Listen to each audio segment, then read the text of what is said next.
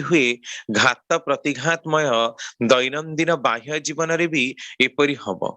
कंटाए कंटाए इष्ट को निज मध्य बसैबा दरकार, निज वैशिष्ट्य को अक्षुण्ण रखी समग्र सत्ताटा को ही तांकरी भावरे भावित करी तोलिबाकू पड़े, तांकू मननत करी तोलिबाकू हुए। तेणु गीतारे श्रीकृष्णଙ୍କର ସେହି କଥା सर्वधर्मान परित्यज्य मामिकं शरणं ब्रज अहं त्वं सर्वपापेभ्य मोक्षयिष्यामि मा शुच। दरकार यही आत्मसमर्पण, निजକୁ निशेषरे तांक हातरे समर्पी देई निरंतर तांकु नेई ही व्यापृत रही परिले धर्माधर्मर बंधन तांक दयारु कटिजिव एवं निरंतर ब्राह्मी स्थिति रूप मुक्ति लाभ हब। यह किंतु प्राणहीन कसरतर व्यापार नुहे, तांक हातरे छाड़ी दबाकू हुए निजको, एकदम तांकर होई जिबाकू हब। मोर कौन हब ए कथा भाबिबाकू हबनी। तेणु पुनश्च कहन्ति गीतारे मन्मना भाव मद्भक्त मत जाजी मं नमस्कुरु मामे वैश्य श्रीजुक्तैव मात्मानं मत्परायण। मोता माने होची मोर चित्तगत हुआ, मोर भक्त हुआ, मोर जाजन कर, मते नमस्कार कर, तुमे मोर प्रियजन। तुमको ही मु प्रतिज्ञा करी कहूची जे एही भाबे ही तुमे मते पाइब। आलोचना प्रसंग 16 खंड पृष्ठ 25-26 6/4/1941 मसीहा। तो यही कथारू स्पष्ट अनुमान करी होची जदि प्रवृत्ति गुड़ाक इष्टंकर काम रे न लागे ताहले मनीष निजको सठिक भाव में गति करि पारे ना। कारण वृत्ति प्रवृत्ति मनीषर जन्मजात, प्रत्येकटी जीवर जन्मजात, ताकू नियंत्रण करिबा तार बसर कथा नुहे। सर्वप्रथमे इष्टार्थ हवा दरकार, इष्टार्थ ही मूल हवा दरकार, इष्ट केंद्रिक भावरे ही मनीष चलिबा दरकार। ता भितर दी मनीषर मन मस्तिष्क ए प्रकार दैवी शक्तिर संचारण हुए, जा भितरे से दिन को दिन उत्तरतर उन्नति रे वृद्धि प्राप्त हुए। से ठाकुर पुणी कहते इष्टंक ठारे टाण छड़ा आम मानकर कौन सी पथ नहीं। आकाशर आकार रे सुरत आकृष्ट हो पारे ना। इष्ट जदि न थांती किंबा तद गतिर भक्ति जदि न थांती, जे मन प्राण इष्टंक दिगरे घुरे दे पारंती एवं निजर इष्ट पूरणी निशा जदि प्रबल न हुए, ताहले मनीषर ही प्रवृत्ति संकुल भव समुद्र रे सुस्थ मन प्राण नहीं बंचिबा ही कठिन। वायु एते प्रयोजनीय जिनिस, ता नहले मुहूर्ते भी बंची हुए ना। तेबे से वायु उपरे लिबिडो अट्राक्टेड होई पारे ना, अर्थात सुरत आकृष्ट होई पारे ना। प्रवृत्तिर हातरू रिहाई पाइबाकू हेले उपयुक्त मनुष्यटारे टाण दरकार। आलोचना प्रसंग 16 खंड पृष्ठा 120।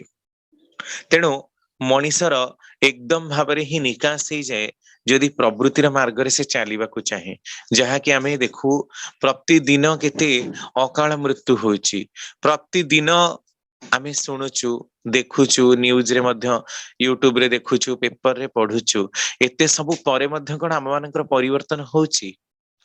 तो ये प्रश्न उठुची जे प्रवृत्ति निशार कबल रे पड़ी काहींकि आम मानकर प्रकृत उन्नति हो नहीं। कारण प्रवृत्तिर उपभोग मनीष को उन्नति दे पारे ना, मनीष को लालसा प्रिय करे। कारण कामनार विनाश रे दुखर विनाश। मनीष जदि अजथा भाव कौन जिनस चाहिए जहाँ ता पाखरे प्रयोजनीय नुह, से ग्रहणीय तो हबनी, बरम तार जीवनटा दुर्विसहता हो पड़िबो। से ठाकुर कहते मनीष को एक स्वार्थी करी प्रवृत्ति गुड़ा को सुसंगत करी तोल। ईश्वरार्थे उपवास मन को केन्द्रायणी गति संपन्न करी सत्ता पोषण रे प्रवृत्ति गुड़ा को तदनुग विन्यास रे साहाय्य ही करिथाए। विकृति विनयना वाणी संख्या 196। तेणु मनीषर जीवन उन्नतिटा काहा भितरे रही सेटा ही आपण माने अनुमान करंतु, बुझंतु। निजे निजे केही चाहिए विवेकानंद हुए ना। विवेकानंद हवा पाई, शंकराचार्य हवा पाई मनीषर जो प्रारब्ध दरकार ताहा मनीष को नहीं आसवा दरकार। आ इष्ट कर्म रे ही कर्मफल खंडन हुए। कारण नियति केन बाध्यते, काहा द्वारा नियति को बाध्य करा जाय परिबो। जे नियतिर सृष्टिकर्ता सी जदि चाहंती ताहाले ही प्रवृत्तिर निवृत्ति देई पारंती। तेणु मनीष को उन्नतिर मार्ग रे जीवाक हेले इष्ट ही ता जीवन एकमात्र केंद्र हवा दरकार। आपण मैंने सब गुड़ हांडी देखी थिबे गुड़ हांडी रे केते गुड़िए जंधा सब गुड़र मझिरे जाइकी थिबे से माने मरी जाइथिबे आउ केते गुड़े जंधा सब साइड रे बुलुथिबे तामाने मिठा तो खाइबा को समस्त को भल लगे किंतु एते भी मिठा खाइबेनी जहिरे देहरे विभिन्न प्रकार पार्श्व प्रतिक्रिया सृष्टि हबो सेतिकी टिके खाइबा दरकार खाइले जे भली मनटा प्रफुल्ल रहिबो खुशी मध्य लागिबो आम मानकर स्वाद मुकुल जोड़ा टेस्ट बर्ड गुड़ाक जीभरे रहिछि ताहा आम मानक पई प्रीतिप्रद हबो तेणु मनीष ता जदि न करी चाहिबो जे मु 50टा मिठा खाइदेबी ताहले कौन हबो या गोटे प्रत्यक्ष प्रमाण रही जड़े पिला थरे जिदी लगिला 1 किलो लुण खाइदेव लगिला ताकू 100 टंका मिलिबो से प्रकृति रे भी 1 किलो लुण खाई पकेला तार 1 घंटा भितर ही तार मृत्यु हो गला कहीं कारण लुणटा तार कोष भितर थिबा समस्त पानी गुडा को टाणी आनिला जेहेतु जलीय अंशर अभाव हो गला हाई कंसंट्रेटेड सॉल्यूशन ता देह भितर पसी गला लुण गुडाक तेणु तार मृत्यु हैला तार सोडियम पोटासियम आयन इम्बालांस हो गला तेणु एमती जिदी लागिबा को जाए आज काली मध्य माने एबे भी न्यूज यूट्यूब रे दउथिला गोटे घरर 6 जण नाती ही तार मरी गले ता जेजे बापाटी केते काम दुची होली खेडिबा को तो काहा को मना करा जाइनी बा कौनसी जिनस खाइबा को पीबा को कौनसी प्रकार मना करा जाइनी किंतु मात्राधिक आधिक्य ता जीवन पाई कि सदा सर्वदा विनाशशील हुए सेतबेले ईश्वर मध्य निरुपाय हुंती आ सेटा ही ता पाई कि काल ही जाए सेठी ही ता मृत्युर बाटटा खुली जाए होली खेलिबा को काहा को मना करा जायनी किंतु नदी पार ही गोटे पटरु आउ गोटे पट साइड को जीवा गोटे बाईगणाटे पड़ी गला बोली ताकू नदी रु उठेबा को जीवा तापरे चोरा बाली थाए आपण माने जानंती नदी रे सेथिरे खसी खसी की गोड़ खसी गला से अथळ गर्भ को चली गले सब मरी गले से परिवार रा वंशटा बुडी गला एटा कुहंतु गोटे सामान्य बाईगण पाई ही जीवन चली गला ता माने लालसाटा कहा प्रति थिला होली खेलिबा प्रति थिला ना बाईगण नदीरु आनिबा प्रति थिला ना निजर जिद परिपूर्ण करी निजको बड़ करिबा पई थिला तेणु अनेक समय ही आमे माने प्रवृत्ति द्वारा परिचालित जेते आमे ठाकुरन कथा सुनु जेते कहू जेते अलगा को बुझौ किंतु निजर मन बुझे ना कारण आम मानकर मानसिक स्थिति से प्रकार हेइनी आमे एइठु एते सुंदर कथा सुनिकी गला परे मध्य घर भितरे आमे जो कष्ट पाइबार कथा जो समस्या रहिबार कथा ता सब दूरीकरण होउनी काहे की तामाने एई जो अध घंटा पई घंटाटे पई आम मानकर मन बहुत ऊर्ध्व स्तर को जाउथिले मध्य घर भितरे आमे माने जावतीय समस्या भितरे ही निजको परिचालित करूछु तामाने या प्रमाण करूची जे आम मानक भितरे सत्संग विशेष किछि प्रभाव सृष्टि करूनी काहे की कारण जहां आमे माने सिखुछु ताहा घर इम्प्लीमेंटेशन करिबा को केही चेष्टा ही करूनु सेतमई सुंदर कथा सुनिले मध्य आम मानकर भावांतर तो होउची सत किंतु भावटा को आमे धरि रखि पारुनु ताकू बोध करि पारुनु कारण आलोचना गुडा का आमे माने काम रे केबे लगौना सेटा ही सबुठु बड़ दुख आ कष्टर कथा तो आज आलोच्य प्रसंग होची माश्चर्य प्रवृत्ति एते दिन धरी आपण माने प्रवृत्तिर कथा शुणुथिले मु मध्य यूट्यूब रो किछि किछि सुनिछि किंतु अनेकांशरे तार निराकरणीर पंथाटा कौनसी भी स्पीकर कहू नाहंती केवल प्रवृत्ति प्रवृत्ति आलोचना कले तो हबनी आमे सत्संग रे दीटा जिंस पाइबा को आछू श्री श्री ठाकुर को आमे माने कारण पुरुष बोली कहू कारण पुरुष माने जे सबुर कारण धरि पारंती कारण दउछन माने ता निराकरण भी हबो किंतु निराकरणीर मार्गटा को आमे माने केही आलोचना करूना खाली एमिति करिछि तार सेमिति हेइ जिवो कर्म करिछि माने फल फलिबो जहा को कि आमे कर्म फल बोली कहू या तो समस्त जानंती ताले एठिकी पुनी लोक काहे कि आसीबे सत्संग को आसीबार उद्देश्य कौन एया जे लोकता जीवन समस्यार समाधान हबो से ठाकुर कहउछन जाजन कहिले माने उत्सव कहिले मु बुझे उदीप्त जाजन जहां भीतर दे लोक तार समस्यार समाधानटा पाए तार निराकरणी पंथाटा खोली जाए मन भितर पवित्रतार वातावरण सृष्टि हुए जीवन को ऊर्ध्वमुखी करिवार प्रेरणा जोठी संचार हुए ता हेला जाजन तेणु पृष्ठ पूजा पृष्ठ दाने पृष्ठ संग निशारे रंगील माताल रकम जेउठी जाजन कहे तारे इष्टंकर निशा नहीं इष्टंकर चर्चा नहीं केवल कारण रहिछि आ तार समस्या गुडाक रहिछि किंतु निराकरणर मार्ग नहीं ताहले भी ता जाजन हेलानी तेणु आम मानकर आज आलोच्य विषय वस्तु होची माश्चर्य माश्चर्य शब्दटाକୁ ଯଦି ଆମେ ଭାଙ୍ଗିବା ମଦ ଶରଣ, ମଦର ମାନେ ହେଲା ଆକର୍ଷଣ, ମଦର ମାନେ ହେଲା ଗର୍ବେପ୍ସା, ସେଇଥିରୁ ହିଁ ଯେ ଜାତ ସେ ହେଲା ମାଶ୍ଚର୍ଯ୍ୟ। ସାଧାରଣ ଭାବରେ ମାଶ୍ଚର୍ଯ୍ୟ ମାନେ ହେଲା ପରଶ୍ରୀ କାତରତା, ପରର ସୁଖ ସମ୍ପଦ ସମୃଦ୍ଧି ଦେଖିଲେ ହିଁ ଅନେକାଂଶରେ ଲୋକମାନେ କାତର ହେଇଯାଆନ୍ତି। ମୋ ଠାରୁ ସେ ଆଗେଇ ଗଲା କି, ଏପରିକି ଅମୂଳକ ଭୟ ଭାବନାର ଶିକାର ମଧ୍ୟ ହୁଅନ୍ତି ମାଶ୍ଚର୍ଯ୍ୟ ପ୍ରବୃତ୍ତି ରଙ୍ଗିଳ ଲୋକମାନେ। ମାନେ ଯୋଉମାନେ ସବୁ ନେଇଛନ୍ତି ସ୍ୱସ୍ତୟିନୀ, ତାଙ୍କ ମାନଙ୍କର ଗୋଟେ ନିୟମ ମଧ୍ୟ ରହିଛି, ବୃତ୍ତି ପ୍ରବୃତ୍ତିକୁ ନିରୋଧ ନ କରି ଇଷ୍ଟ ଅନୁକୂଳ ଜୀବନ ବୃଦ୍ଧିତ ଚିନ୍ତାରେ ତାକୁ କାର୍ଯ୍ୟକାରୀ କରେଇବା। ଏଇ ଜିନିଷଟା କେତେ ଭାବରେ ବି ଆମ ମାନଙ୍କ ପାଖରେ କ୍ରିୟା କରି ଦେଖନ୍ତୁ। ତାଙ୍କର ଗୋଟେ ଫ୍ରିଜ ଆସିଲା, ଆମର ନାହିଁ, ଆମର ସାଙ୍ଗେ ସାଙ୍ଗେ ଆସିବ। ତାଙ୍କର ଗୋଟେ ଗାଡିଟେ କିଣିଦେଲେ, ଆମର ଗୋଟେ ଗାଡିଟେ। କିନ୍ତୁ ଲୋକ ଏକଥା କେବେ ଭାବି ପାରୁନି, ଆଚ୍ଛା ଆଉ ଇଷ୍ଟବୃତ୍ତି ବି କରିବାର କଥା ଆପଣ ଦେଖନ୍ତୁ। ଠାକୁରଙ୍କ କାମରେ ବି ଆମେ କେମିତି, ସେ ଭାଇ 5 ଟଙ୍କା ଇଷ୍ଟବୃତ୍ତି କରୁଛନ୍ତି, ମୁଁ ଟଙ୍କାଟେ ଇଷ୍ଟବୃତ୍ତି କରୁଛି, ମୁଁ କରୁଛି ତ କରୁଛି, ତାଙ୍କର ସମ୍ବଳ ଅଛି ଦବାକୁ, ସେ 5 ଟଙ୍କା କଣ 500 ଟଙ୍କା ଦେଇପାରିବେ, କିନ୍ତୁ ମୁଁ ତ ଟଙ୍କାରୁ ଅଧିକା ଦେଲେ ମତେ ହଉନି। ତାମାନେ କଣ, ଇଷ୍ଟବୃତ୍ତି କରିବା ଭିତରେ ଦେଇ ନିଜର ଯୋଗ୍ୟତା ଦକ୍ଷତାଟାକୁ ମୁଁ ଦେଖୁନି, କିନ୍ତୁ ମୋର କମ୍ପିଟିସନ ତାଙ୍କର ଅର୍ଘ୍ୟ ଦବାରେ। ଏଥିରେ ମନୋବୃତ୍ତିର ପରିବର୍ତ୍ତନ ହୁଏ ନା। ମନୋବୃତ୍ତି ମଣିଷକୁ ନିକୃଷ୍ଟ ପଥରେ ନେଇଯାଏ। ତାଙ୍କର ହଉନି ମୋର ହେଲାନି, ତାଙ୍କର ଏମିତି ହେଲା ସେମିତି ହେଲା, ଏଇ ପ୍ରକାର କଥା କହିଲେ ମଣିଷର ଉନ୍ନତି ହୁଏ ନା। ପରଶ୍ରୀ କାତରତା ମଣିଷ ପାଖରେ କାହିଁକି ଦେଖାଯାଏ?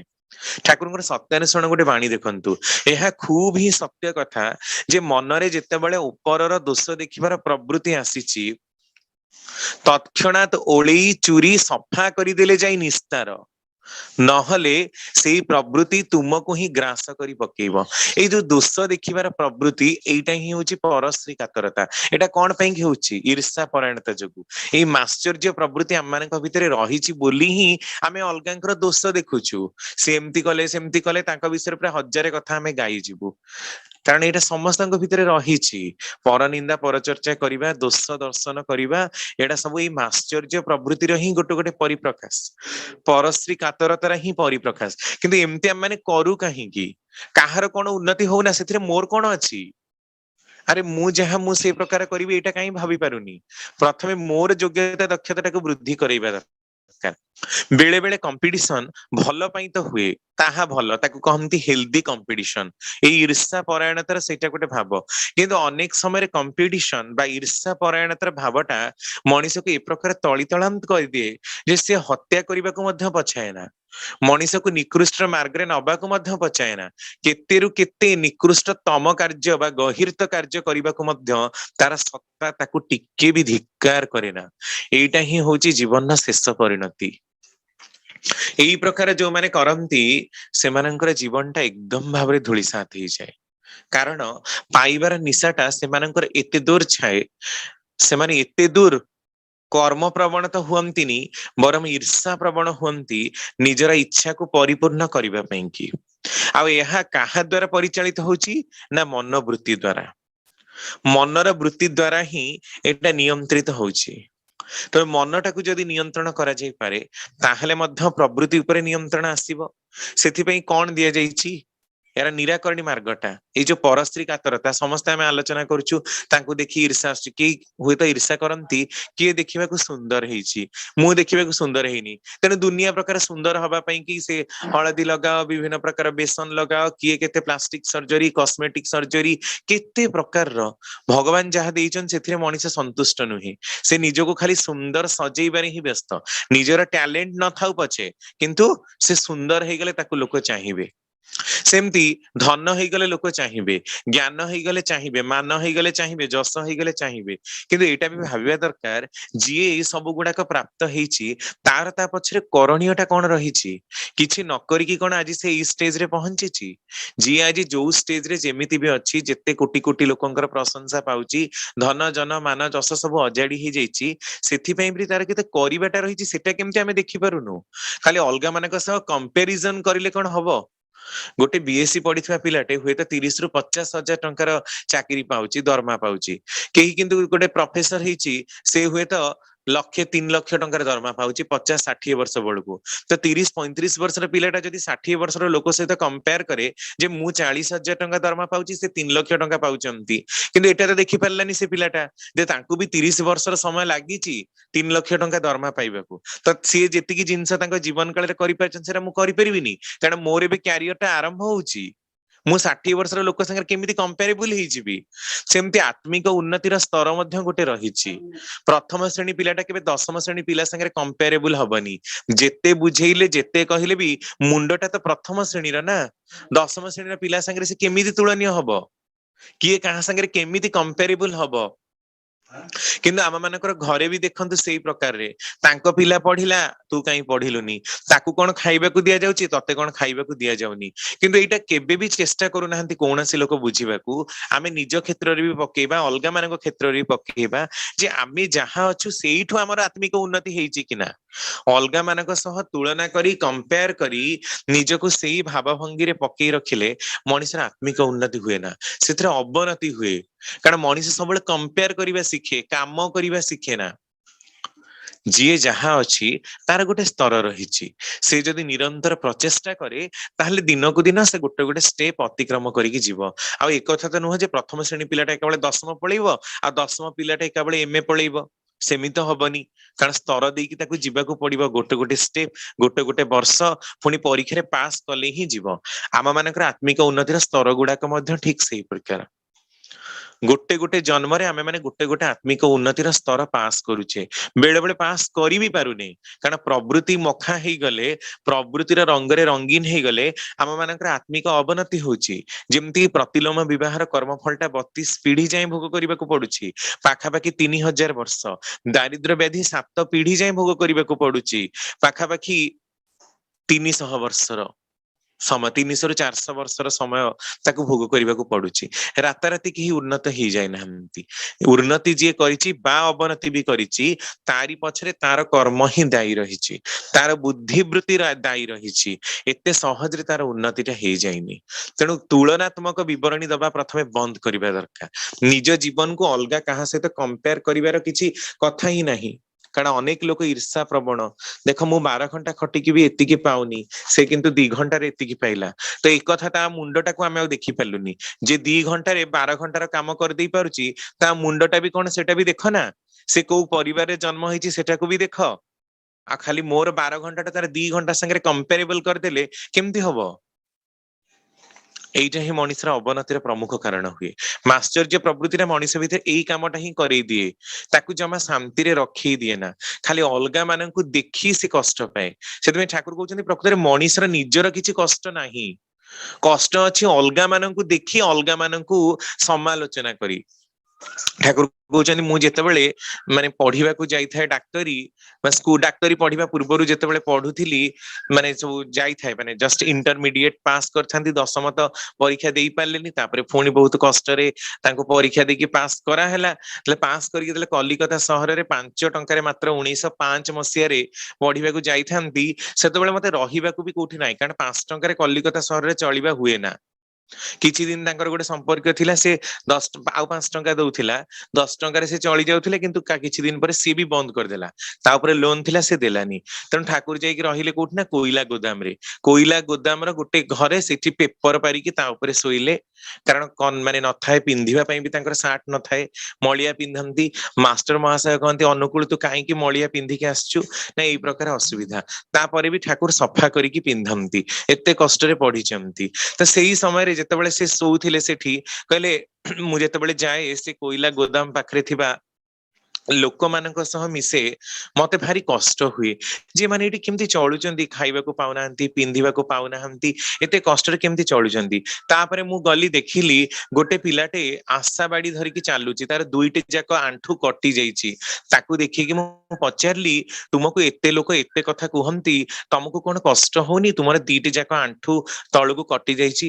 ସେ ପିଲାଟି ମତେ ଉତ୍ତର ଦେଲା, ବାବୁ ପ୍ରଥମେ ପ୍ରଥମେ ମତେ କଷ୍ଟ ହଉଥିଲା, କିନ୍ତୁ ସବୁଦିନ ଶୁଣି ଶୁଣିକି ମୋ କାନ ବଧିରା ହେଇଯାଇଛି, ଆଉ ଏହା ବି ଗୋଟେ ମୋର ଅଭ୍ୟାସ ହେଇଯାଇଛି। ଆଶା ବାଡି ଧରିକି ଚାଲିବାଟା ମୋର ଗୋଟେ ଅଭ୍ୟାସ ହେଇଗଲାଣି, ତେଣୁ କଷ୍ଟ କାହିଁକି ହବ? ମୋର ମନେ ଅଛି ଆମେ ଯେତେବେଳେ ଅର୍ଘ୍ୟ ଭିକ୍ଷା ଯାଉ ପ୍ରଶ୍ନ କରୁ ଟ୍ରେନ ଲାଇନ ସାଇଡରେ ଯୋଉ ଘର ଗୁଡାକ ଏଇ ଟ୍ରେନ ସବୁବେଳେ ଯାଉଛି ଆପଣଙ୍କୁ କିଛି ଅସୁବିଧା ହଉନି? ସେମାନେ ଉତ୍ତର ଦେଲେ କହିଲେ ସମସ୍ତେ ଏଇ ପ୍ରଶ୍ନ ହିଁ ପଚାରୁଛନ୍ତି, କିନ୍ତୁ ଆମେ ମାନେ ଏଇଠି କେତେ ବର୍ଷ ହେଲା ରହିଲୁଣି, ତେଣୁ ଆମେ ଶୁଣି ଶୁଣିକି ଅଭ୍ୟାସ ହେଇଗଲାଣି। ମାନେ ସେ ଟ୍ରେନ ର ସାଉଣ୍ଡ ଟା ବି ଆମ କାନ ସହ୍ୟ କରି ନଉଛି। ତେଣୁ ମଣିଷ ଯୋଉ ପରିସ୍ଥିତିରେ ଯେମିତି ଭାବରେ ନିଜକୁ ଆକୋମୋଡେଟ କରେ, ନିଜକୁ ଆଡଜଷ୍ଟ କରେ, ସେଇ ଅନୁସାରେ ତାର ବଡି ଆଡଜଷ୍ଟେଡ ହେଇଯାଏ। ତେଣୁ ଯେତେବେଳେ ସେଇ କଥାଟା ମୁଁ ଦେଖିଲି ଆଉ ପିଲାଟାକୁ ପ୍ରଶ୍ନ କଲି, ମୋ ମନରେ ଭାବ ଆସିଲା ଯେ ଦୁଃଖ ବି ଏକ ରକମର ଭାବ, ସୁଖ ବି ଏକ ରକମର ଭାବ। ମଣିଷ ଯଦି ନିଜକୁ ପ୍ରତ୍ୟେକଟି ପରିସ୍ଥିତି ସହ ଆଡଜଷ୍ଟ କରିବା ଶିଖେ, ତାହେଲେ ସେଥିରେ ଆଉ ସେ କଷ୍ଟ ପାଏନା। ଠିକ ସେଇଭଳି ଏଇ ଈର୍ଷା ପରାୟଣତା ମଧ୍ୟ ସେଇଆ। ଆମେ କାହାକୁ ଦେଖି ତୁଳନା କାହିଁକି କରୁ, ଈର୍ଷା କାହିଁକି କରୁ? ଯଦି ଆଣ୍ଠୁ ନଥିବା ଲୋକଟା ଗୋଟେ ଚାଲି ପାରୁଥିବା ଲୋକ ସହିତ ନିଜକୁ କମ୍ପେୟାର କରିବ, ତାହେଲେ ତ ସେ ସବୁବେଳେ କଷ୍ଟ ପାଇବ, କାରଣ ତାର ନାହିଁ ବୋଲି ସେ ଭାବିବ। କିନ୍ତୁ ସେମିତି ସେ ଭାବିବାକୁ ଯିବ କାହିଁକି? ପ୍ରଥମେ ହୁଏତ ସେମିତି ଲାଗିପାରେ, ପର ସମୟରେ ତା ମାଇଣ୍ଡ ଟା ଆଡଜଷ୍ଟ ହେଇଗଲା। ତେଣୁ ପରଶ୍ରୀ କାତର ଲୋକ ମଧ୍ୟ ଏଇଟା ଭାବିବା ଦରକାର ଯେ ତାକୁ ଆଜି ଯାହା ପ୍ରାପ୍ତ ହେଇଛି, ତାକୁ ଆଜି ଭଗବାନ ଯାହା ଦେଇଛନ୍ତି, ସେ ତାର ନିଜର ଭଲ କର୍ମରେ ହେଇଛି।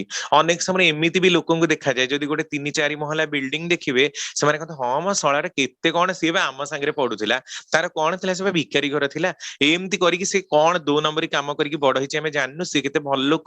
ସାଙ୍ଗେ ସାଙ୍ଗେ ନେଗେଟିଭ କମେଣ୍ଟ ଦବା ଲୋକ ଆରମ୍ଭ କରିଦିଅନ୍ତି। ହଉ, ଆରେ ସେ ଯଦି ଖରାପ କାମ କରିକି ବଡ ହେଇଛି, ସେ ତ ହେଇପାରିଲା, ତ ତମେ କାହିଁକି ହଉନ? ପ୍ରଶ୍ନ ସେଇଠି ଉଠୁଛି। ଯଦି ସିଏ 2 ନମ୍ବରୀ କାମ କରିକି 5 ମହଲା ବିଲ୍ଡିଂ ବାଡେଇ ପାରିଲା, ତାହେଲେ ତମେ କାହିଁକି 7ରେ ଚଳିକି ବାଡେଇ ପାରୁନ? ତମକୁ ତ କେହି ମନା କରିନାହାନ୍ତି। ସିଏ ଯଦି ସେ କାମ କରୁଛି, ତାହେଲେ ତମକୁ କେହି କରିବାକୁ ମନା କରିଛନ୍ତି? ତାହେଲେ ତମେ କରୁନ କାହିଁକି? ଅଲଗା ମାନଙ୍କୁ ବ୍ଲେମ କରିବାରେ ଲାଗି ପଡିଛ କଣ ପାଇଁ କି? ଏଇ ଦୋଷ ଦର୍ଶନ କରିକି ବି ତମର ହେଇଛି କଣ? ଦୋଷ ଦର୍ଶନ କରି କରିକି ତମର ଚରିତ୍ରଟା ବି ସେୟା ହେଇଯାଇଛି। ଖାଲି ଯାହାକୁ ଦେଖିବା ସମାଲୋଚନା କରିବା, ତାଙ୍କ ବିରୁଦ୍ଧରେ ଗାଇବା, ତୁମର କିଛି ଉନ୍ନତି ହଉନି। ବିରୁଦ୍ଧରେ ଗାଇଲେ, ସମାଲୋଚନା କଲେ ମଣିଷର ଉନ୍ନତି ହୁଏ ନା। ପ୍ରକୃତ ଲୋକ ଯିଏ, ସେ କରେଇ ନେଇଯିବେ। ସେ କରିପାରୁନି ତ, ତାହେଲେ ଦେଖ ମୁଁ କେମିତି କରିପାରୁଛି। ଏଇଟା ହେଲା ପ୍ରକୃତ ପାରଗତାର ପଣିଆ। ଯଦି ଆମେ କାହାକୁ ଛୋଟ କରିବା ପାଇଁ ପାରଗତାର ପଣିଆ ବଢେଇବାକୁ ଚାହୁଁନା, କିନ୍ତୁ ଜଣେ କରିପାରୁନି, ତାହେଲେ ମୁଁ ଯାଇ ସେଠି କରେଇକି ଦେଖାଏ କେମିତି କାମଟା ହଉଛି। ଖାଲି ଏଇଆ ହେଲାନି ସେଇଆ ହେଲାନି ସମାଲୋଚନା କରିବା, ଏଇଟା ବି ଗୋଟେ ଜେଲସ। ଯେ ମତେ ସେଠିକି ଡାକୁ ନାହାନ୍ତି, ତାଙ୍କୁ ଡାକିଲେ ମୁଁ କଣ ଯିବି, ମୋ କଥା କିଏ ଶୁଣୁଛନ୍ତି, ନିଜକୁ ପୁଣି ହେୟ ଜ୍ଞାନ ମନେ କରିବା ବି ମଣିଷ ଆରମ୍ଭ କରେ। ଏହା ମଧ୍ୟ ଈର୍ଷା ପ୍ରବୃତ୍ତି। ମାନେ ଭଲରେ ହଉ କିମ୍ବା ମନ୍ଦରେ ହଉ, କେହି ମଣିଷ କାହାକୁ ସହ୍ୟ କରିପାରନ୍ତିନି। ଆଉ ଏଇ ଈର୍ଷା ପ୍ରବଣତା ଦେଖନ୍ତୁ ଭାରତ ବର୍ଷରେ ସର୍ବାଧିକ, ଯାହାକୁ କି ଆମେ ଲେକ୍ ପୁଲିଂ ନେଚର ବୋଲି କହୁ।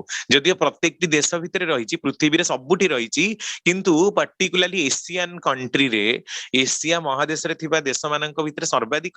ଆଉ ତା ଭିତରେ ବୋଧେ ଭାରତ, ପାକିସ୍ତାନ, ଇଣ୍ଡୋନେସିଆ, ବାଂଲାଦେଶ, ଏଇ ଯୋଉଗୁଡା ଭାରତର ହିଁ ସବୁ ପାର୍ଟ ଗୁଡା ଥିଲା, ସେଇଠି ବହୁଳ ଭାବରେ। ଆଉ ଭାରତର ଏପଟ ଭାରତରେ ଓଡିଶା, ବିହାର, ଝାଡଖଣ୍ଡ, ବେଙ୍ଗଲ, ଆଉ ଏଠି ତ ଈର୍ଷାର କୌଣସି ସୀମା ନାହିଁ। କେହି କାହାକୁ ସହ୍ୟ କରିପାରନ୍ତିନି। କୌଣସି ପ୍ରଫେସର ଆଉ ଗୋଟେ ପ୍ରଫେସରଙ୍କ ରୁମକୁ ତାଙ୍କ ପିଲାଙ୍କୁ ଛାଡନ୍ତିନି। ସମସ୍ତେ ତାଙ୍କ ବିରୁଦ୍ଧରେ ଗାଇ ଚାଲନ୍ତି। ସିଏ କଣ ରିସର୍ଚ୍ଚ କରୁଛନ୍ତି, ସିଏ କଣ ଜାଣିଛି, ସିଏ ଗୋଟେ କଣ କଥା କହିବ, ଆମ ପେପର ଏଇଠି ପବ୍ଲିଶ ହେଇଛି, ସାଙ୍ଗେ ସାଙ୍ଗେ ଲୋକମାନେ କେହି କାହା ଘରକୁ ବି ଯାଆନ୍ତିନି। ତାଙ୍କ ଘରକୁ କାହିଁ ଯିବେ, ଆମ ଘରକୁ ସମସ୍ତେ ଆସନ୍ତି। ଏଇଟା କଣଟା? ହୀନମନ୍ୟତାର ଭାବଟା, ଇନଫିରିୟରିଟି କମ୍ପ୍ଲେକ୍ସ। ସବୁବେଳେ ଆମେ ତୁଳନାତ୍ମକ ବିବରଣୀ ଦଉ, ନିଜକୁ ଭାରି ଶ୍ରେୟ ମନେ କରୁ। ତେଣୁ ମୋ ପାଖକୁ ସମସ୍ତେ ଆସନ୍ତୁ, ମୁଁ ମହାନ ଜ୍ଞାନୀ, ମୋ ପାଖକୁ ଆସିବେ, ମୁଁ କାହା ପାଖକୁ ଯିବିନି। ଏଇଟା ବି ଗୋଟେ ରକମର ଈର୍ଷା ପ୍ରବଣତା। ଜେଲସନେସ ରହିଛି ବୋଲି ହିଁ ମଣିଷ ଏଇ ପ୍ରକାର କରିବାକୁ ଭଲ ପାଏ। ତେଣୁ ଆମେ ଯେତେ କହୁ, ଯାହା ବି କରୁ, ମଣିଷ ଭିତରୁ ଏଇଟା ସମ୍ପୂର୍ଣ୍ଣ ନିକାଶ ହେଇଯିବ ତାହା ସମ୍ଭବ ନୁହେଁ। କିନ୍ତୁ ତାର ନିରାକରଣ ହେଇପାରିବ, କାରଣ ପ୍ରବୃତ୍ତି ଗୁଡାକ ମଣିଷକୁ ଦିଆ ହେଇଛି ତାର ଭଲ ପାଇଁ। ତେଣୁ ତାର ନିରାକରଣୀର ପନ୍ଥାଟା କଣ? କାରଣ ଏଇ ଯେତେ ସବୁ ପ୍ରବୃତ୍ତି, ଏଇଟା କାହା ଦ୍ଵାରା ହଉଛି? ପ୍ରଥମେ ମନ ଜଗତରେ ହଉଛି, ମାନସିକ ଜଗତରେ ହେଲା ପରେ ସେଟା ପୁଣି ଶାରୀରିକ ଜଗତରେ କ୍ରିୟା କରୁଛି। କାରଣ ମାନସ ଜଗତରେ ଗୋଟେ ଚିନ୍ତା ଦୃଢୀଭୂତ ହେଲା ପରେ ହିଁ ତ ସେଟା କ୍ରିୟାଶୀଳ ହବ, ଚିନ୍ତାଟା କର୍ମରେ ରୂପାନ୍ତରିତ ହବ। ତେଣୁ ମନଟାକୁ ଯଦି ମଣିଷ ନିୟନ୍ତ୍ରଣକୁ ଆଣିପାରେ, ତାହେଲେ ଯାଇକି ତା ନିରାକରଣ ହବ। ତାହେଲେ ମନକୁ ନିୟନ୍ତ୍ରଣକୁ ଆଣିବାର ଉପାୟ କଣ? ତାକୁ କହନ୍ତି ମନୋବୃତ୍ତି। ଠାକୁର ସେଥିପାଇଁ କହୁଛନ୍ତି, ମନ୍ତ୍ରକୁ ମନନ କରିଲେ ହୁଏ। ଯେମିତି ଦେହକୁ ଚଳିବା ପାଇଁ ଶାରୀରିକ ସଦାଚାରର ଆବଶ୍ୟକତା ରହିଛି, ଦେହ ବଞ୍ଚିବା ପାଇଁ, ଠିକ ସେହିଭଳି ମନର ମଧ୍ୟ ଗୋଟେ ମାନସିକ ସଦାଚାର ରହିଛି। ताकू जीए जेते दूर माने ता भितरे वृत्ति प्रवृत्तिर नियंत्रण हुए। रामकृष्ण ठाकुरଙ୍କର ମଧ୍ୟ ସେଇ କଥା, ମନକୁ ନିୟନ୍ତ୍ରଣ କରାଯାଏ ମନ୍ତ୍ରର ମନନ କରିବା ଭିତରେ ଦେଇ।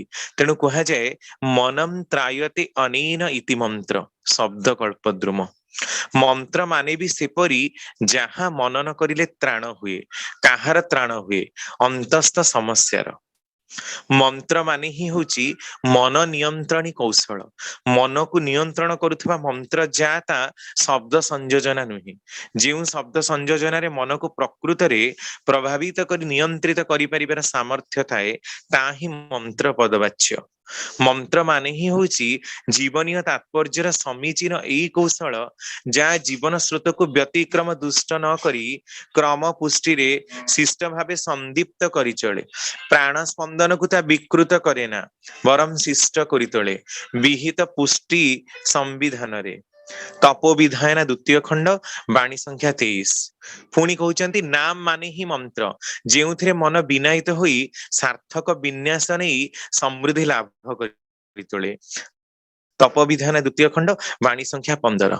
ତାମାନେ ନାମ କରିବା ଭିତରେ ଦେଇ, ମନ୍ତ୍ରକୁ ମନନ କରିବା ଭିତରେ ଦେଇ, ମାନସିକ ସଦାଚାରକୁ ପାଳନ କରିବା ଭିତରେ ଦେଇ ମଣିଷର ମନର ନିୟନ୍ତ୍ରଣ ହୁଏ। ମନକୁ ନିୟନ୍ତ୍ରଣରେ ଆଣିବା ଏତେ ସୋଜା କଥା ନୁହେଁ। ମଣିଷକୁ ବହୁତ କଷ୍ଟ କରିବାକୁ ପଡେ, ଜୀବନ ବ୍ୟାପୀ ସାଧନା କରିବାକୁ ପଡେ। ଏଇ ସାଧନାଟା ହିଁ ମଣିଷର ନିୟନ୍ତ୍ରଣର ଆଉ ସଂଯମର ଏକମାତ୍ର ପଥ। ତେଣୁ ମନକୁ ନିୟନ୍ତ୍ରଣ କରିବାକୁ ହେଲେ ସର୍ବପ୍ରଥମେ ଏଇଆ ଭାବିବା ଦରକାର, ଇଷ୍ଟ ଗୁରୁଙ୍କ ପ୍ରତି ଆମ ମାନଙ୍କର ଶ୍ରଦ୍ଧାଟି କିପରି, ତାଙ୍କର କାମ କରିବାକୁ ଆମେ ମାନେ କେତେ ଦୂର ଆଗଭର। ଯଦି ଜୀବନର ବାସ୍ତବିକ କର୍ମ ଗୁଡାକ ଭିତରେ ଆମେ ତାଙ୍କର କଥାଟାକୁ ଦେଖି ପାରୁନୁ, ତାଙ୍କର କଥାଟାକୁ ଭାବି ପାରୁନୁ, ତାହେଲେ କିନ୍ତୁ ଆମ ମାନଙ୍କର ଜୀବନରେ ବିଶେଷ ଉନ୍ନତି ହବ ନାହିଁ। କାରଣ କେବଳ ହିଁ ମାତ୍ର ତ୍ରାଟକ ଧ୍ୟାନରେ ବା ନାମକୁ ମନନ କରିବା ଭିତରେ ଦେଇ ମନର ମାନସିକ ବୃତ୍ତି ନିୟନ୍ତ୍ରିତ ହୁଏ ନା। ମନକୁ ନିୟନ୍ତ୍ରଣୀ କୌଶଳରେ ଆଣିବାକୁ ହେଲେ ଏକମାତ୍ର ଦରକାର ଇନ୍ଦ୍ରିୟ ସଂଯମର ସାଧନା। ଆଉ ଇନ୍ଦ୍ରିୟ ନିୟନ୍ତ୍ରଣ ବା ସଂଯମ ସେତେବେଳେ ହବ ଯେତେବେଳେ ମଣିଷ ଇଷ୍ଟ କର୍ମ ଭିତରେ ନିଜକୁ ପକେଇ ରଖିବ।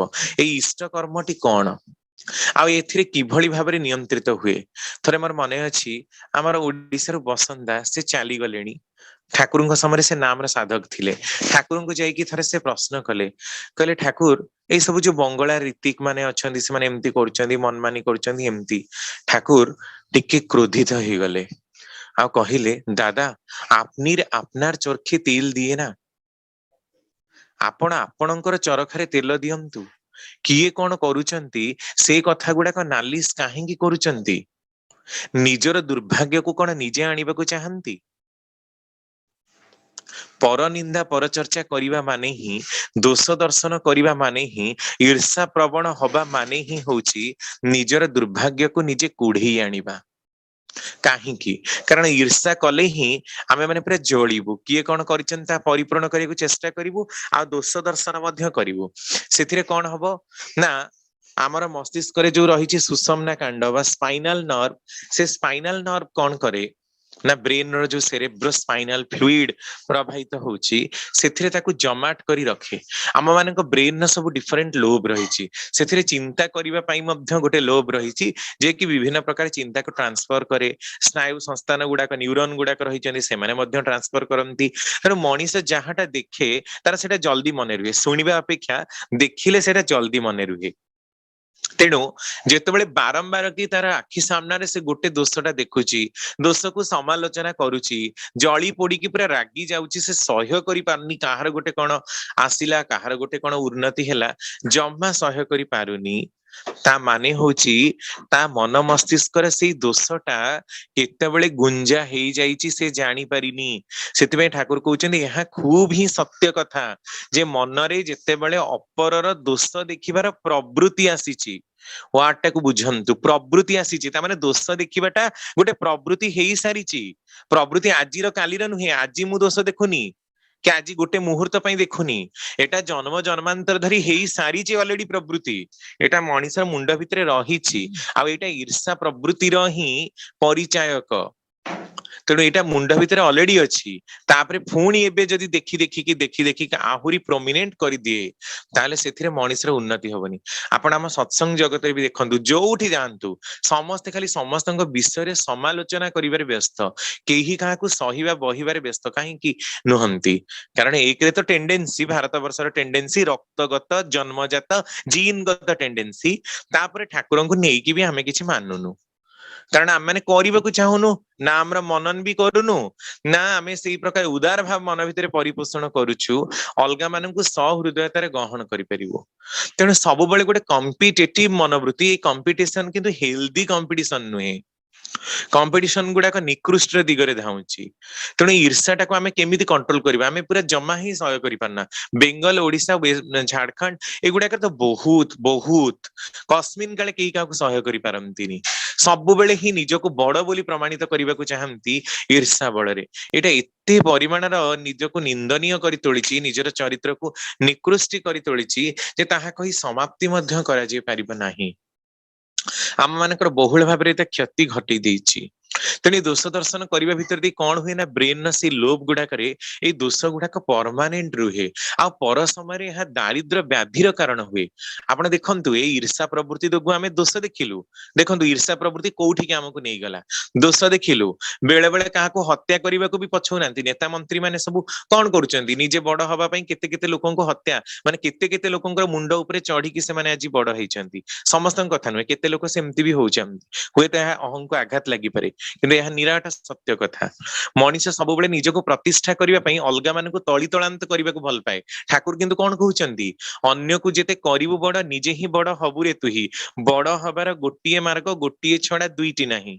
आमे किंतु अलगा सी किछि जानना तांकर किछि नाही से एटा कोनटा एटा सी किछि जानि नांती से माने किछि करू नांती एमिति कहले हेलानी सेमिति कहले हेलानी एटा कोन ता माने से जळी जाउची ईर्षा रे माने मो कथाटा रहुनी मु जहा कहूची मते केही सुनु नाहंती मते केही डाकू नाहंती ता माने प्रथम कथा योग्यता दक्षता मोर सेति कि नाही कर्म प्रवणता सेति कि नाही जे मु लोक मानक भीतर गोटे वेल एस्टाब्लिश्ड हेबी किंतु निज आधिपत्य जाहिर करिवार इच्छा जोटा कि मु टिके पूर्व कहूतले ठाकुर कहूतले जे हिटलर लोकंक प्रति श्रद्धार भावटा को आनी पारलेनी तेणु कमांड दबार भावटा आसिला मु एक छत्रवादी शासक। आज यूक्रेन रूस युद्ध रे भी आपण देखंतु केवल दुईटी लोकंकर जिदी पई कि केते हजार हजार लोक बलिदान दउचंती तांकर युद्ध करिवार कोनोसी इच्छा नाही किंतु दुईटी बदमाश लोक आ से निश्चित रूपे प्रतिलोमी संतान ही हेथिबे जो मानकर माने औद्धतामी जोगु जो मानक निजर जिद जोगु दुई देशर लोक माने केमती देखंतु माने नष्ट विनष्ट ही जाउचंती एटा कोन ईर्षा सीए काहींकी जीव मो कथाटा काहींकी रखिबनी एटा ही तो माने रूस रो कथाटा यूक्रेन सुनिलानी बोली तो एते कथा माने देश स्वाधीन हैला परे भी मोर अधिपत्य रे समस्ते रहिबे कारण मु होची सबुटे मामतकारी एटा कोन कमांड एटा डिमांड डिमांड और कमांड से माने करंती जो मानकर योग्यता न थाए जी योग्य से तो निज हाथ रे हजार हजार लोक को गड़ी दे परिबो से अलगा मानक ऊपर डिमांड कोन करिवो आमे माने समस्ते नाई भाई आपण आसिले ही जाजन हबो आपण तो खाली जेमिति हेले भजन गाइबा को आसबे न आसंतु मु डाकिली तांको इच्छा पाइले से आसबे नले आसीबेनी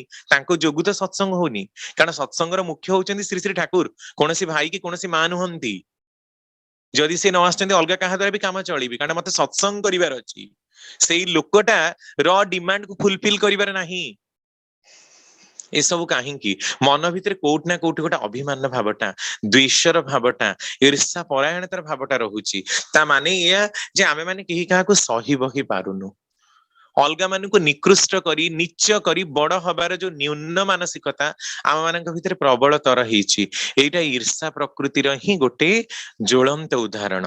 आ ईर्षा कौन कला ना दोष दर्शन करेला दोष दर्शन करू करू कौन है ना पर निंदा पर चर्चा है पर निंदा पर चर्चा जे कि दारिद्र्य व्याधिर प्रमुख कारण केतबेले दारिद्र्य व्याधि विषय में आलोचना कले आपण सुनिबे ठाकुर जहा कहचंदी आमानक मुंड ऊपर दे उड़ी जीवो प्रकृति रे दारिद्र्य व्याधि कहले कि खाइबा को पाउनी पिंधिबा को पाउनी ता नुहे ए जो खाइबा को न पाइबा पिंधिबा को न पाइबा एटा भी चरित्र जनित ही त्रुटि मनीष जे कर्म करि पारे ना मनीष निकृष्ट पथरे धाए तार कर्म करिवार ही त्रुटि कारण से काम करने को आगभर प्रकाश करूनी आलस्य ता भीतर बसा बांधिकी रही यार प्रमुख कारण किंतु आश्चर्य प्रवृत्ति कारण ईर्षा प्रदर्शन करवा दोष दर्शन करवा पर निंदुक पर चर्चक हवा जहाँकि दारिद्र्य व्याधिर प्रमुख कारण एटा काहींकी सृष्टि होईची से काहींकीर मूल कारणटा कि पाउनाहांती एटा एई प्रवृत्ति जोगु सृष्टि ହେଇଛି ତେଣୁ ଏଇ ପ୍ରବୃତ୍ତିଟାକୁ ଯଦି ନିରାକରଣ ନ କରୁ ତାହେଲେ ଆମକୁ କେତେ ଜନ୍ମ ଦାରିଦ୍ର୍ୟ ବ୍ୟାଧି ଲାଗିବ ତା ଆମେ ଜାଣିପାରିବୁନି।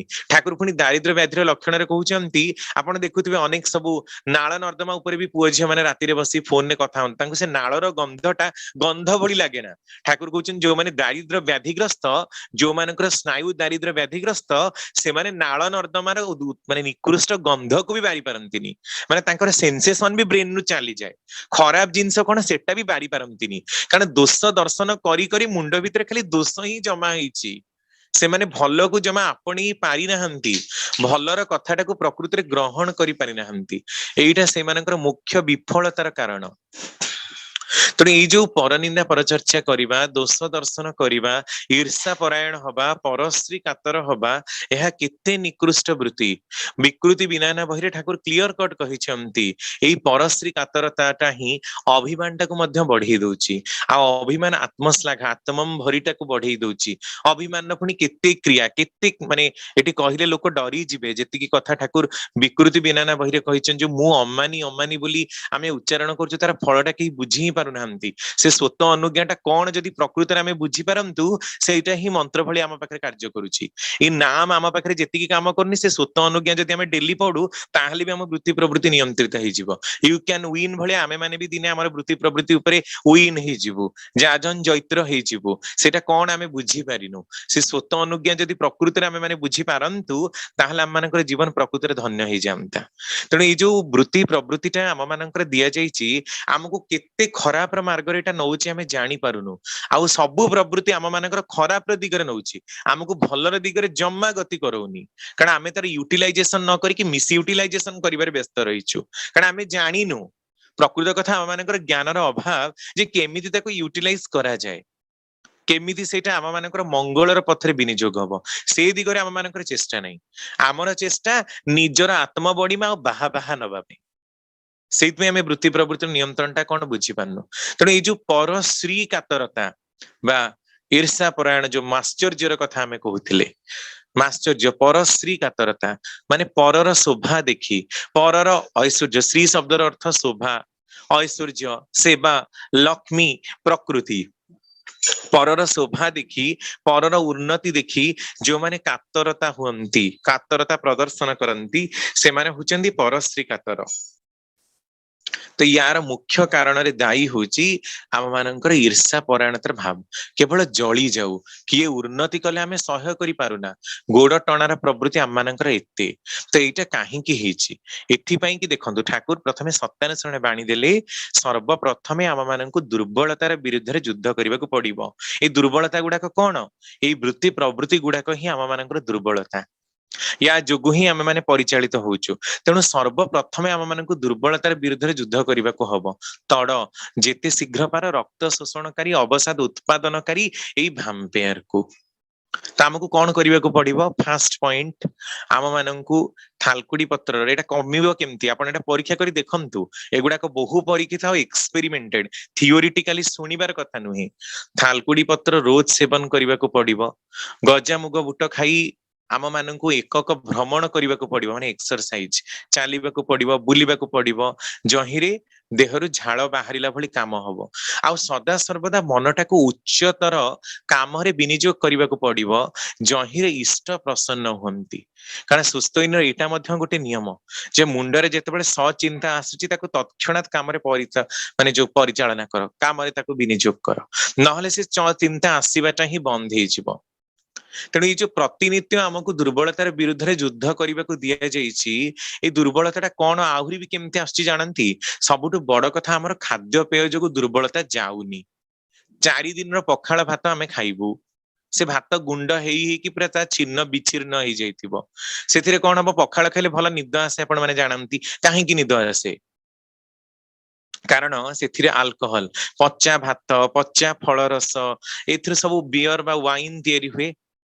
सेमती ए भातरे रही अल्कोहल माने सुगार रही जोटा कि अल्कोहल को कन्वर्ट हुए तेणु 3 दिन 4 दिन जिते रही जाए धोई धोई कि माने खाऊ पूरा भात गुंड होइकी भातर अंशा बशेष पूरा छिन्न विच्छिन्न ही बुलिबाकू लागे से गुड़ाक देह भितर जीवा भितर दे स्नायु संस्थान को दुर्बल कर दिए।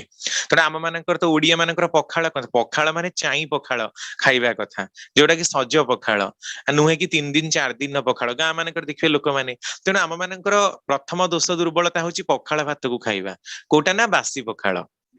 द्वितीयतः माछ मांस खाइबा पियाज रसुण खाइबा पियाज नहेले तो भारत किसी खाद्य एबे होउनी किंतु हुएन्सा फाइयान को विवरणी जना पड़े 300 रु 600 मसीहा भितर भारत में पियाज चाष हो नथिला चाइना ठू एठी आसिक एठी चाष हेलानी एबे माने बहुत भाव ही चाष होउची पियाज और रसुण खाइबा द्वारा आम मानकर स्नायविक संस्थान दिन को दिन डिग्रेड करी जाउची आउ ता सांगरे तो रही फास्ट फूड रही आ बजार विभिन्न प्रकार सब नामजादा द्रव्य जहाँकि आयु को हानि भी कराउची देहर जो शक्ति वृद्धि क्षमता टाकू ह्रास कराउची।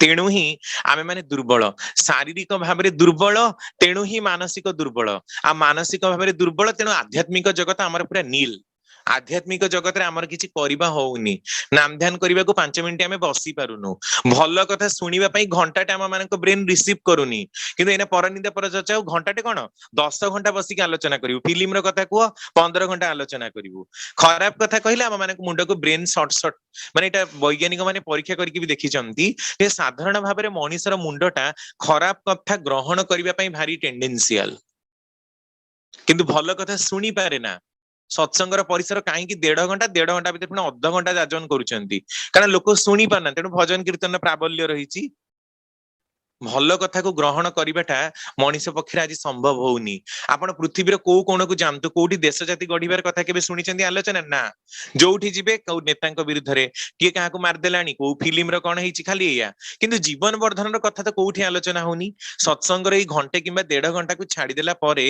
कोठी आ जीवन जस वृद्धि रो कथा तो आलोचना होनी पुराण रो कथा भी आलोचना होची किंतु पुराण भितरे जीवन जस वृद्धि रो कथा आलोचना होनी आमे 10,000 वर्ष तलर कथा पुराण रे पढुचु 1000-2000 वर्षर कथा पढुचु किंतु वर्तमान समय तार प्रैक्टिकली इंप्लीमेंटेशन केमती हबो केही बुझौछंती कि ना निजे जानंती ना अलगा को बुझांती काहे कि एहा भी दुर्बलता ठाकुर कहते अनेक लोकंकर अनेक प्रकार दुर्बलता थाए केही हुए तो शारीरिक भाव में दुर्बल केही मानसिक भाव में दुर्बल ए जो माने अवसादग्रस्त हे आत्महत्या करूचंती आत्महत्या करिबाटा कोन मानसिक दुर्बलता काहे कि मानसिक भाव दुर्बल हैला शारीरिक भाव दुर्बल बोली जड़े देखा हृष्टपृष्ट हुए तो 120 किलो रही देखा देखा सुंदरी बौली घाई बोली बहुत सुंदर भी किंतु काम करेना टिके काम कले हालिया ही सोई जाए किंतु जड़े लोक मी मिया पतला किंतु 10 किलोमीटर दौड़ी जाई परिबो गोटे बस्ता टेकिकी नहीं परिबो ताहाले पतला हबाटा शारीरिक बल को निर्धारण करूनी खाइबा उपरे शारीरिक बल निर्भर करूनी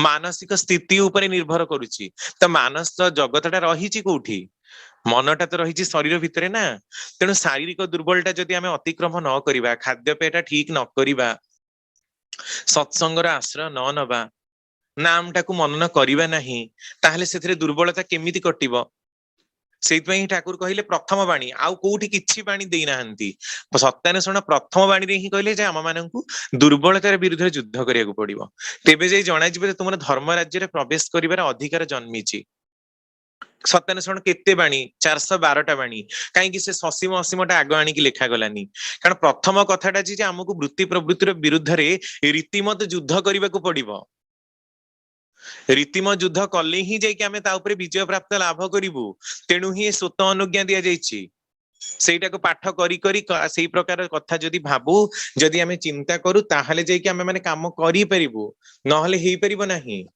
आम मान जीवनटा एत सहज जीवन भावंतु नहीं मनीषर जन्म जमा भी से खाली एणु तेणु कथा गपी खाई पी मौज मजलिस करी चली जीवार जीवन मनीषर जीवन नुहे मनीषर जीवन जो अमोघ उद्देश्य परम पिता निर्धारण करिसेंती ता भीतर प्रथम कथाटा ही होची जे वृत्ति प्रवृत्तिर विरुद्ध रे हमकु युद्ध करबाको पड़िबो।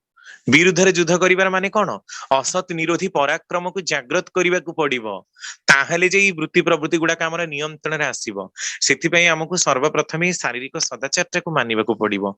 जहा ता हातरु पारी हमें माने खाइबा नाही, जहा घरे पारी ता घरे जाई कि बसी जिबा नाही।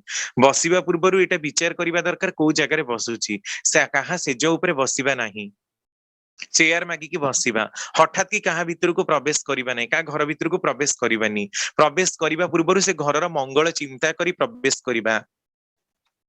जेणु तेणु पारी जहाँ सांगरे मध्य बाहर को बुली जीवाटा निषिद्ध। आपण देखिबे सब सदाचार नियम रे रही छे आलोचना प्रसंग रे, किना आमे ई सब गुडा का मानुना। खाली गुरु भाई डाकिले तां घर को जिबा, गुरु भाई हेले कोन हैला, समस्तंकर निजस्व समस्या रही छी, निजस्व बहु चिंता रही छी। तेणु जेणु तेणु पारी ताहा हातरे खाइले ही मनुष्यर मनोवृत्ति फ्लक्चुएट हुए, सेटा मनुष्य पई क्षतिकारक हुए। यथा संभव बही भ्रमण को जीवा बंद करिबा दरकार, कारण जेते खाली आमे बुलिबा प्रिय हबा सेते बाहर खाइबा, कारण सबुले ता खाइबा पई को निज हातरे आमे नै कि जीबा कि, त सेते बाहर जेते खाइबा सेते आमा मानकर दुश्चिंतार सीमा बढ़ी जीवो। जेते लोकंक संगे आमे खाली मिसिबा देखिबे समस्तंक चिंता आमा मानक मुंडरे आसीकी पहुंची जीवो। कारण मनीषर निजस्व चिंता 25 भाग हेइथिला बेले आउ 75 भाग चिंता वायुमंडलर अलगा मानकर। देखिबे ता निज काम से कनसेंट्रेट करि परिबनी, फोकस करि परिबनी। तेणु यथा संभव एगुडा को दूरी रखिबा दरकार। आ सबुठु तो सर्वप्रथम कथा जे हमर खाद्यपेय उपरे अमोघ नियंत्रण आसीबा दरकार। जे आहार को नियंत्रण करि परिबनी से जेते जहा चेष्टा कले भी अलगा कौनसी वृत्ति प्रवृत्ति उपरे विजय प्राप्त लाभ करि परिबो नाही। कारण आहार शुद्ध सत्व शुद्धि, सत्व शुद्ध ध्रुवा स्मृति, स्मृति लंबे सर्वग्रंथि नाम विप्रमुख्य। तेणु आहारटा एक बार के जदि नियंत्रण न हुए ताले मनुष्यर सेटा अधपतनर कारण हुए। तेणु ये जो ईर्षा प्रवृत्ति को विचार करिबा, ईर्षा कोन को भी प्रवृत्ति जेते हमें जो 6टा प्रवृत्ति आलोचना कलेनी, षड रिपुर कथा आलोचना कलेनी, सबुरी भितरे से मूल कथा जे आम मानकर सत्ता को जहाँ धारण करी रखिछि शरीर मन और आत्मा ताकू नियंत्रण मार्ग रे आनिबा को पड़िबो। आ ताकू नियंत्रण करबा को हेले सर्वप्रथम आम मानकर खाद्यपेय उपरे हाथ पड़िबो, आम मानकर चलनी उपरे हाथ पड़िबो, अलगा मानकर दोष दर्शन करिवार आमे माने विरत हबा। जदि केही आम मानक निकट रे आसी कहूची ताले आमे सेठु अवॉइड करिकि चली जिबा। ताले जणे प्रश्न करिवो केमिति आमे अवॉइड करिकि जिबा, जणे कहूची आमे केमिति पळै जाई परिबो, पळै जाई न पारु, किंतु कथार प्रसंग तो बदलै दै पारु। धरा जाऊ जणे अलगांक विषय कहूची सांगे सांगे मु कहि भाई आपण एटा अच्छा ई जो कथाटा एमती हेची सेटा कोन ता विषय कोन कि जानिचंती कि, एमती आपण 2 थर 3 थर कही कथा देखंतु बदलै दियंतु सी आ आपणक निकट रे एणु तेणु बाज्य कथा कहिबार स्कोप पाइबनी। कारण से जानिछि जे या निकट रे कहिले ये सुनिबे नाही।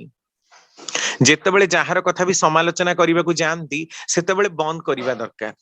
किंतु आमे माने प्रकृति रे कहा कथा को माने जो सह्य करि पारुना, तेणु सी जे 10 पद कहिला आमे आ 20 पद जॉइंट करी ताको बढ़ेई कि कहू, जहा कि तांकर ओरिजिनलिटी नुहे।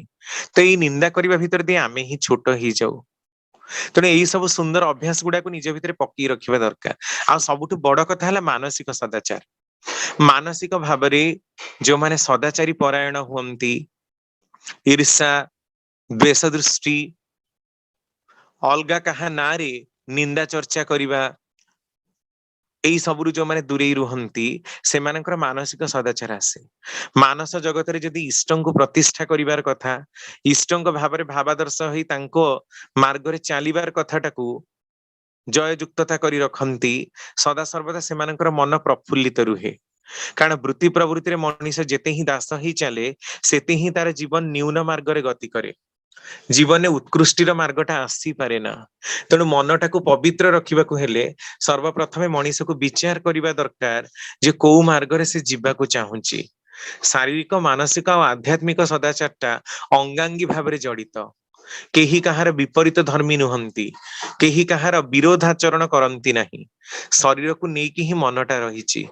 तेणु सर्वप्रथमे शरीर माध्यम खलु धर्म साधन, धर्म साधन करबा पई कि शरीरटाକୁ मुख्य देबा दरकार तामे सेतिकी सुस्थ सहनपटु खाद्य खाइबा दरकार सेही प्रकार कर्मर आचरण करबा दरकार जहिरे मनीष क्लेश सुख प्रिय हब इष्टंकर काम करबा पई भल पाइबो किंतु हमकु इष्टंकर गोटे काम कहिले आमे करूना ताले वृत्ति प्रवृत्ति नियंत्रण केमती हब आमे सब बेले सत्संग रे मंगल प्रार्थना करू तांकर पंच महाजीवन इष्टिमय हेई उठू पंच महाजीवन भितर तो प्रथम जीवन होची व्यक्ति जीवन कई मंगलमय तो होउनी तामने मंगल प्रार्थना प्रार्थना भितर कौन रही प्रार्थना भितर रही रू तद्मुखी गति बा चलन जहां आमे प्रार्थना रे कहूचे सेतमे ठाकुर कहले प्रार्थना रे तू कहिलु केते करिलु नाही कार्य फुटिला सेटा कल्पना रे फलटी पाइलु बाजे प्रार्थना रे बहुत आमे कहूचु गीत आमे गाउचु बहुत किछि करूचु किंतु हमर कल्पना रे फुटुची वास्तविक कर्म रे आमे सेटा करूनु जहाटा प्रार्थना रे कहूचु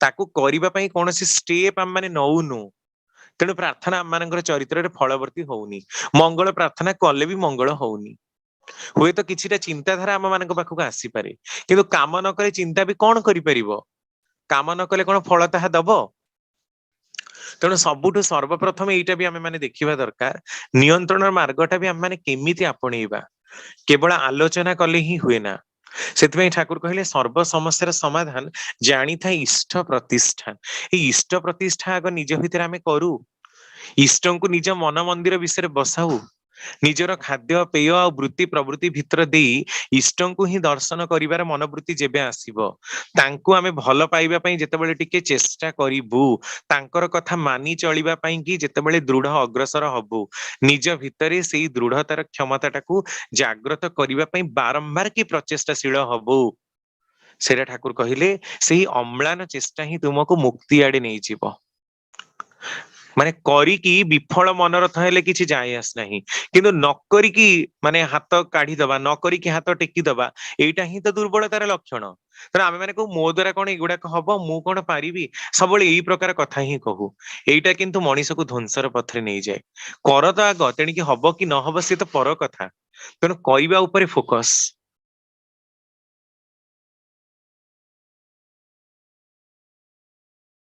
सठिक मार्ग रे गति करिवो तेणु एई जेते वृत्ति प्रवृत्ति आलोचना हेची सबुर मूल ही रही इष्ट प्रतिष्ठा प्रत्येकटी वृत्ति प्रवृत्ति भितर देई जदि इष्टंकर प्रतिष्ठार कथाटाकू आमे माने ठीक रे विचार करि पारू जानि पारू ताहले ही आपण देखिबे जे आम मानकर जीवन सरस आ सुंदर हेची प्रकृत रे इष्ट आम मानकर प्रत्येकटी कोण कोण भितरे विद्यमान हेचंती एटा ही वृत्ति प्रवृत्ति नियंत्रणर ऐकांतिक मार्ग।